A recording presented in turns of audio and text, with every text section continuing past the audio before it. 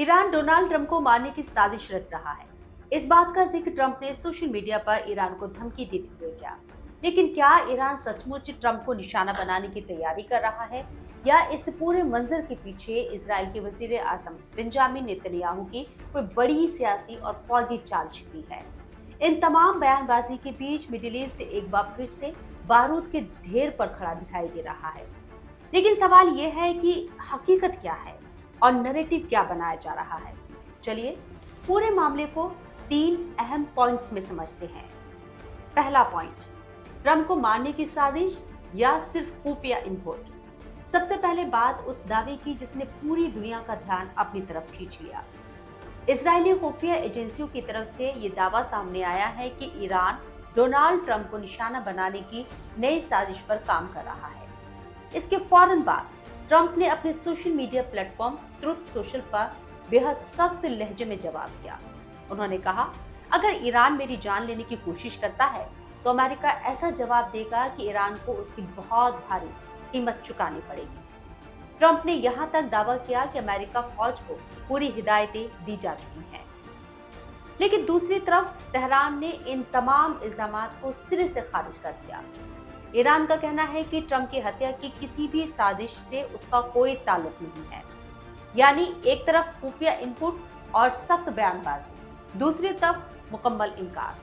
और फिलहाल इन दावों की कोई सार्वजनिक और स्वतंत्र तस्दीक सामने नहीं आई है। दूसरा पॉइंट, अमेरिका ने फिर हमला क्यों किया? अब सवाल यह है कि क्या ये सिर्फ ट्रंप को मिली धमकी का जवाब है, या फिर इसके पीछे कहानी कहीं ज्यादा बड़ी है। अमेरिका और ईरान की अदावत कोई नई नहीं है। कभी न्यूक्लियर प्रोग्राम, कभी प्रॉक्सी मिलिशिया, तो कभी मिडिल ईस्ट में असर और रसूख की जंग। दोनों मुल्क बरसों से आमने सामने हैं। अमेरिका का कहना है कि उसकी हर कार्रवाई अपने फौजी ठिकानों, अपने शहरियों और अपने दोस्त मुल्कों की हिफाजत के लिए होती है, जबकि ईरान का दावा है कि अमेरिका उसकी हुकूमत और उसकी खुदमुख्तारी को लगातार निशाना बना रहा है। यानी दोनों ही अपनी कार्रवाई को दिफाई बताते हैं, लेकिन नतीजा हर बार यही निकलता है, इलाके में तनाव और ज्यादा बढ़ जाता है। तीसरा पॉइंट, नेतन्याहू आखिर चाहते क्या है? अब आते हैं उस सवाल पर जो सोशल मीडिया पर सबसे ज्यादा पूछा जा रहा है। क्या बेंजामिन नेतन्याहू अमेरिका को ईरान के खिलाफ बड़ी जंग की तरफ धकेल रही है?